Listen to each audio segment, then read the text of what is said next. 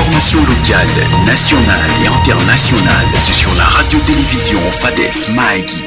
Soir actualité, il est 18h.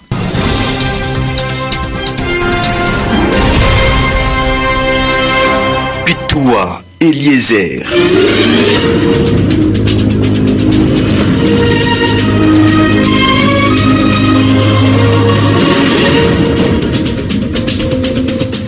Vous avez raison d'être connecté ici à 103.6 FM, madame, messieurs. Voici les titres de cette édition du journal. 8 personnes retenues en otage pendant près d'un mois ont été libérées ce jeudi 5 octobre à Si, non loin de Riti. Deux d'entre eux souffrent de traumatisme après avoir enduré des souffrances à Ngenge.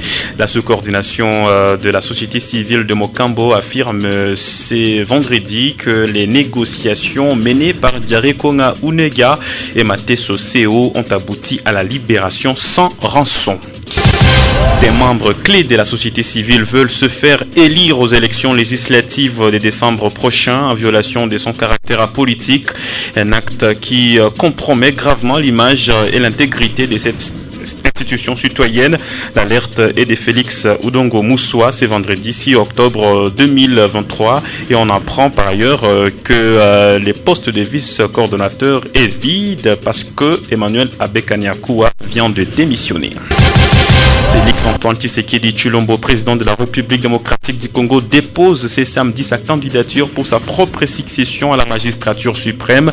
Luc Kalapa, porte-parole de l'UDPS à Mahagi, qui confirme cette information, mobilise les militants et militantes de ces partis pour accompagner symboliquement le chef de l'État à Mahagi. Vous le suivrez au cours de cette édition du journal. Et puis à Mambasa, cette leader du groupe armé Mouvement National Lumumbiste ayant participé au désarmement sont détenus depuis 4 jours à Mambasa.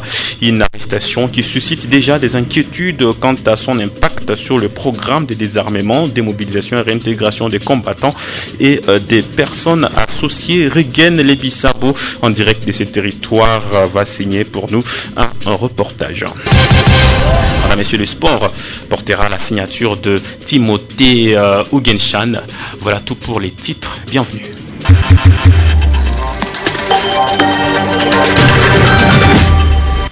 Encore une fois, merci de nous avoir rejoints. Nous commençons par un tout autre chapitre. Une personne décède après être heurtée par une moto ce jeudi 5 octobre 2023.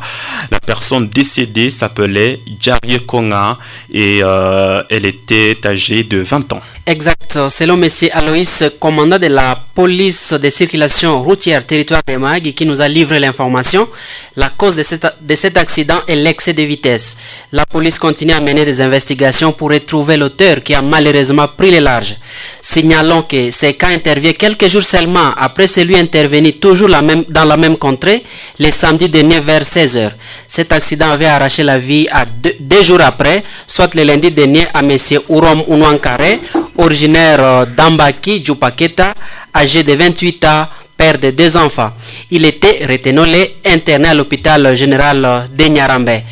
Vigilance sur la route s'oblige donc.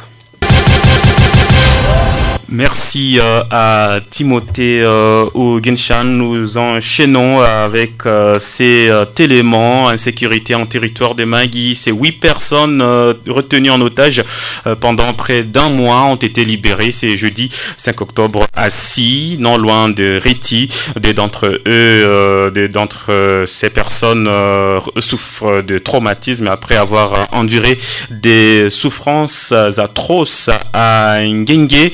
Les sous-coordonnateurs de la société civile de Mokambo affirment ce vendredi que les négociations menées par Djarekonga Unega et Mateso Seo ont abouti à la libération sans rançon.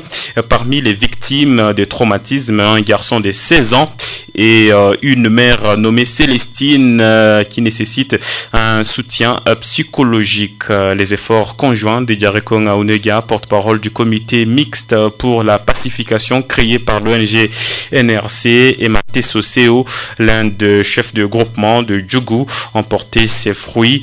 Cependant, les 12 otages du dimanche dernier restent encore retenus. Grégoire Tumito et les sous-coordonnateurs de la société civile locale. On l'écoute. Pratiquement un mois depuis le 1er septembre 2023, les 8 kidnappés de la chefferie de Mokambo viennent d'être libérés sans argent. Au départ, les miliciens Codeco pour cette libération avaient demandé $1000. Cet otage ont passé 3 semaines et demie en Ngenge, un village à la limite de la chefferie de Mokambo, sous une souffrance atroce. C'est lorsqu'ils étaient transférés à Si, une localité près d'Ereti, qu'ils ont senti une petite liberté. Monsieur Jariakonga Salomon, porte-parole du comité mixte de pacification, une structure créée grâce à l'ONG NRC avec les concours des matins sociaux, l'un des chefs de groupement du territoire de Ndjougou, ils ont joué une diplomatie jusqu'à négocier les frais de l'otage à $0. Parmi les 8 kidnappés, 2 personnes souffrent du traumatisme. Un garçon de 16 ans, élève de son état en 8e année, et la maman Célestine mérite un soin psychologique. Cette diplomatie est intervenue parce que l'État avait déjà manifesté sa faiblesse. Pour les miliciens, il aurait fallu que leur frère transféré à Bunia soit libéré malgré qu'il soit jugé élément de Codeco. Mais hélas, la simple population a soutenu les démarches entreprises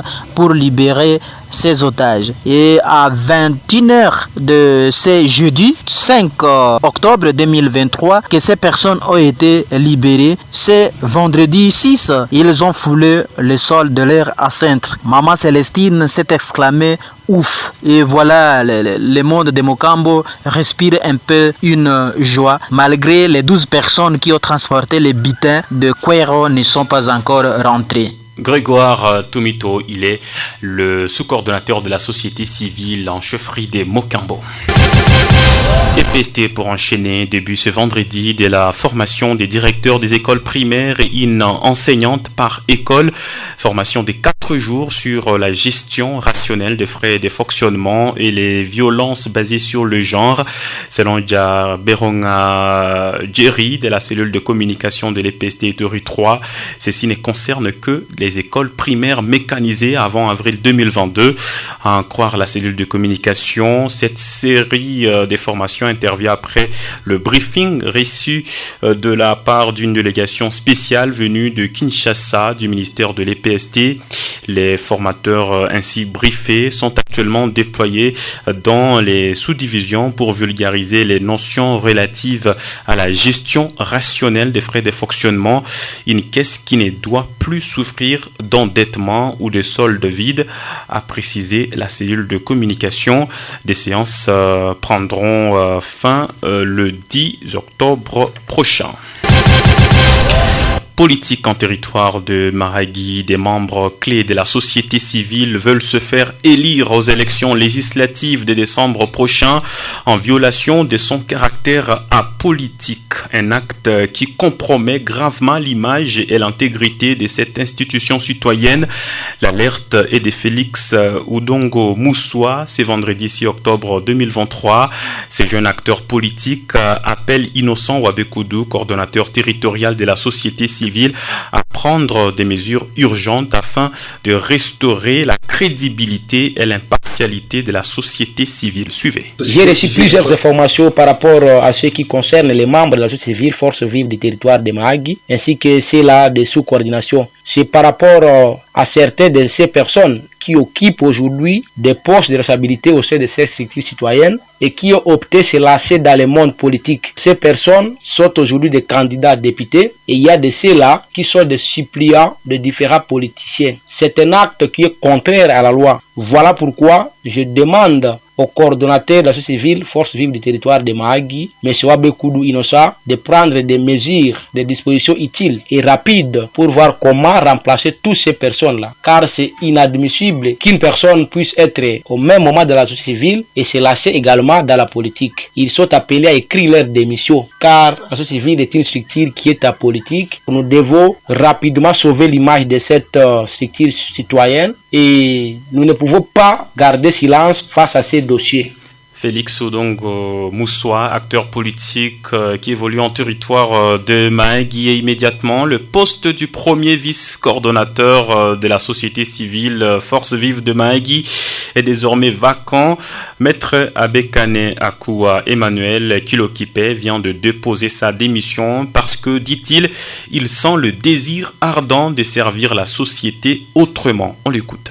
ma démission à monsieur le coordonnateur de la société civile Force Vive de Mahagi. Monsieur le coordonnateur, j'ai saisi cette opportunité afin de vous adresser ce dont l'objet est mis en exergue. En effet, après avoir servi au sein de la coordination de la société civile Force Vive de Mahagi pendant quelques années et vu qu'au stade actuel, je sens le désir ardent de servir la société autrement, je m'empresse de vous écrire la présente et c'est pour vous fixer désormais sur mon actuelle position. Par ailleurs, je voudrais remercier la structure Jeunes Alours du Congo, Jean en sigle, section de Mahagi, pour avoir accepté à son temps de porter ma candidature à ces postes, réitérer mon appartenance à cette dernière, ainsi que souhaiter plein succès aux collaborateurs avec qui j'ai œuvré au sein de la coordination de la société civile Force Vive de Mahagi. Je ne saurais terminer cette missive sans penser au soutien divers dont j'ai bénéficié de la part de tous les responsables des associations membres de la société civile Force Vive de Mahagi et de celles d'autres personnes de bonne volonté. Veuillez recevoir monsieur le coordonnateur de la société civile. Maître Abekane Akouwa qui lisait là sa lettre de démission adressée au coordonnateur de la société civile de Mahagi. Et nous continuons en politique. Félix-Antoine Tshisekedi, qui est le président de la République démocratique du Congo, il dépose ce samedi 7 octobre sa candidature pour sa propre succession à la magistrature suprême lors des élections du 20 décembre 2023. Luc Kalapa, il est le porte-parole de l'UDPS à Mahagi. Il confirme cette information et il mobilise pendant ce temps les militants et militantes de ces partis pour accompagner symboliquement le chef de l'État. Luc Kalapa, bonjour. Bonjour, monsieur. Vous êtes porte-parole de l'UDPS à Mahagi. Vous demandez à toute la communauté, surtout à les sympathisants et les militants et militantes, de symboliquement accompagner le chef de l'État ce samedi. Oui, c'est effectivement fait. On s'attendait, on se demandait à quand le chef d'État va déposer sa candidature. Bel et bien confirmé demain 7 octobre 2023, le chef de l'État, son Excellence Félix-Antoine Tshisekedi Tshilombo, va déposer sa candidature au BRTC Kinshasa. Alors c'est ainsi, nous, combattants et combattantes, militants, cadres et autres amis de Félix qui l'aiment, nous devrons prouver à la face du monde, pourquoi pas, de notre territoire, que Félix-Antoine Tshisekedi Tshilombo sera élu à 100% et nous l'aimons. Donc demain, qu'on se rencontre devant les bureaux de l'UDPS à 10h et le tirage sera fait de cette manière. Dès qu'on se rencontre là-bas pour d'autres dispositifs, on viendra au niveau du territoire avec le portrait des chefs de l'État en gros plan jusqu'au niveau de l'antenne de la CENI pour déposer symboliquement ou faire l'illustration de ce qui se passera à Kinshasa. Nous demandons à tout le monde de venir voir et exprimer notre amour, attachement au chef de l'État. Parce que jusqu'à là, nous savons qu'il sera réélu. Il n'a pas de concurrents, à part les présidents des équipes de football qui sont mis pour organiser leurs équipes. Voilà. Que représente pour vous concrètement cette mobilisation aujourd'hui? On a vu déjà d'autres candidats à la magistrature suprême postuler. Oui, je dirais que nous nous mobilisons de notre part. J'ai bien dit ici, on ne voit pas des adversaires, si ce n'est que des présidents des équipes et des chanteurs, tout ça, donc, et des danseurs qui sont comme adversaires de Félix-Antoine Tshisekedi Tshilombo. Par rapport à ces réalisations, on parle des programmes de PDL, donc programme de développement 145 territoires, où on voit la gratuité d'enseignement, on voit l'amélioration des conditions de salaire des agents et fonctions de l'État, la gratuité d'enseignement, tout ce qu'il a de faire comme projet. En tout cas, d'ailleurs, au moment où je vous parle, les chefs étaient en route pour Kinshasa, mais ils venaient d'inaugurer à Lualaba, la province de Lualaba, la centrale hydroélectrique. Donc il va électrifier, son souci est d'électrifier toute la République démocratique du Congo. Donc nous voulons faire l'Allemagne ou l'Europe de l'Afrique, la République démocratique du Congo. Luc Kalapa, vous avez un dernier mot? Oui, le dernier mot, que tous les combattants et combattantes viennent demain. Ce serait une grande symbolique, un grand signe, un grand attachement à notre autorité de référence pour prouver que nous l'aimons. Donc, et c'est là nous allons prendre des images, ça partira un peu partout sur Kinshasa pour prouver que nous l'aimons, et c'est là voter. Jusque-là, il n'y a pas d'adversaires. Nous voyons qu'il va passer à 100% en territoire des Mahagi et à Kinshasa, en toute la République du Congo. Merci beaucoup, Luc Kalapa, et pour votre gouverne auditeur de la RTFM. Comme vous le savez peut-être, près de 40 millions d'électeurs sont entendus pour ces séances des élections du 20 décembre prochain. Merci beaucoup. Et Mombasa, pour clôturer cette partie, 7 leaders du groupe armé Mouvement National Lumobiste ayant participé au désarmement sont détenus depuis 4 jours à Mombasa. Une arrestation qui suscite déjà des inquiétudes quant à son impact sur le programme de désarmement, démobilisation et réintégration des combattants et des personnes associées. Ces leaders ont été convoqués par des services des renseignements militaires pour être interrogés sur des accusations à leur charge. Détail ici avec Rigen Lebisabo. C'est depuis dimanche que ces responsables du mouvement nationaliste lumobiste ont été invités à Makumo, une entité située à une douzaine de kilomètres de Biakato. Convoqués par les services de renseignement militaire, ils ont été entendus puis aussitôt mis en Zara, affirme John Vouleverio, défenseur des droits humains. Et pourtant, poursuit-il, ce groupe armé a adhéré depuis plusieurs mois au processus de paix. Il demande aux autorités militaires de se pencher sur cette question pour que la chefferie de Babila Babombi ne retombe plus dans la violence. Aux dernières nouvelles, certains parmi ces miliciens qui étaient précantonnés à Kasoko commencent à regagner leur bastion dans la forêt, indique la même source. Contacté par nos confrères de la radio Okapi, un responsable de l'armée dans la zone explique que certains parmi ces miliciens seraient des collaborateurs de Kiandinga, un chef Maïmaï, qui est aussi aux Zara. Regen Lebisabo en direct de Mombasa. Place à présent aux Effons Sport.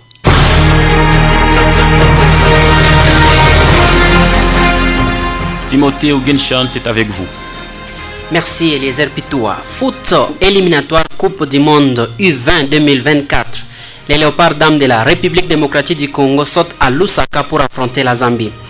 Aussitôt arrivé, un premier groupe de léopards dames U20 de la République démocratique du Congo ont eu jeudi 5 octobre leur séance d'entraînement à Lusaka, Zambie, pour affronter les reines du cuivre de la Zambie ce samedi. Ce premier groupe de léopards U20 est composé de 21 personnes, 15 athlètes et 6 membres du staff. Un groupe de 6 personnes, dont 3 athlètes, devraient les rejoindre ce vendredi matin. La rencontre de ce samedi entre dans le cadre des éliminatoires pour la Coupe du Monde féminine qui aura lieu en Colombie en 2024. Léopard Homme Senior à présent. Dans le cadre des préparations des éliminatoires du mondial qui débute fin novembre, l'équipe coachée par Sébastien Desabres se prépare à livrer 2 matchs amicaux. Le premier contre la Nouvelle-Zélande, confirmé pour le 13 octobre, et le second contre les Palacas Negras de l'Angola le 17 octobre à Lisbonne en Portugal. En attendant le tirage au sort de la phase des groupes de la CAN annoncé pour le 12 octobre à Abidjan, l'équipe de Sébastien Desabres pense déjà à préparer les 2 premiers matchs des éliminatoires du Mondial 2026. Pour rappel, le dernier match amical de la RDC s'est soldé par une défaite 1-0 en Afrique du Sud contre les Bafana Bafana. C'était le 12 septembre dernier. Nous clôturons cette page sportive par quelques matchs prévus à être joués en amical. Ce vendredi 6 octobre 2023 au cercle de football de Mahagi. Au stade Tata Songe de Kingot, l'IS Moblé a réussi l'IS Bafana Bafana. Pendant ce temps, tout solide Apollosa de Simbi a réussi AS Tomoni au stade Tata Matayo de Simbi. Enfin, le FC Uraga de Kanga a été reçu au stade Chora de Yahoo par l'IS Étoile de Djupukelo. Les résultats, vous les aurez pendant l'émission Fades Sport. Ce dimanche 8 octobre, le CEFMA a prévu 6 matchs amicaux qui se joueront au stade Tata Jalubinho, Tata Tombo de Djupatombo, Tata Matao de Simbi, Tata Nyipir 3 de Kudikoka, Tata Ponjo de Paker et Tata Okelo de Djupukelo. Ces matchs se joueront respectivement entre l'IS Lecoq et les CS Lisano, TP Mwinda RC Mwangaza, Tout Solide Apollosa et l'IS Okapi, FC Endurance et FC Bilima de Djupuvudo, l'AS Mapendo de Paker et l'AS Nouvelle Génération de Kabassa. Enfin, FC Café de Pagny qui sera reçu par TP Léopard de Djupukelo. Voici tout pour les sports, Eliezer. Merci Timothée, et c'est tout également pour cette session d'information de jeu. Je vous rappelle le titre. 8 personnes retenues en otage pendant près d'un mois ont été libérées ce jeudi 5 octobre à Si, non loin de Reti. 2 d'entre eux souffrent de traumatisme après avoir enduré des souffrances à Ngenge. La sous-coordination de la société civile de Mokambo affirme ce vendredi que les négociations menées par Diarekonga Unega et Mateso Seo ont abouti à la libération sans rançon. Politique à Magui, des membres clés de la société civile veulent se faire élire aux élections législatives de décembre prochain en violation de son caractère apolitique, un acte qui compromet gravement l'image de l'intégrité de cette institution citoyenne. L'alerte est de Félix Udongo Moussoua, acteur politique qui demande à Inosa Wabekudu, coordonnateur de la société civile, de prendre des mesures urgentes. Puis Félix Antoine Tshisekedi, président de la République démocratique du Congo, dépose ce samedi 7 octobre sa candidature au BRTC pour sa propre succession à la magistrature suprême. Luc Kalapa, porte-parole de l'UDPS à Mahagi, qui confirme cette information, mobilise les militantes et militants de ces partis pour accompagner symboliquement le chef de l'État à Mahagi. Sept leaders du groupe armé Mouvement National Lumobiste ayant participé au désarmement sont détenus depuis 4 jours à Mambasa. Une arrestation qui suscite déjà des inquiétudes quant à son impact sur le programme de désarmement, de mobilisation et réinsertion des combattants et des personnes associées. Vous avez suivi les détails de Rigen Lebisabo. Merci à la participation de Timothée Ogenshan à la partie sport de cette édition du journal. Merci à Grace Mogissa et également à Justin Parouigna et Samuel Munguromo et aussi à Pio Caleb qui a été à la partie technique. Les infos continuent à langue locale sur la RTFM. Madame, Messieurs, d'ici là, portez-vous bien. Au revoir.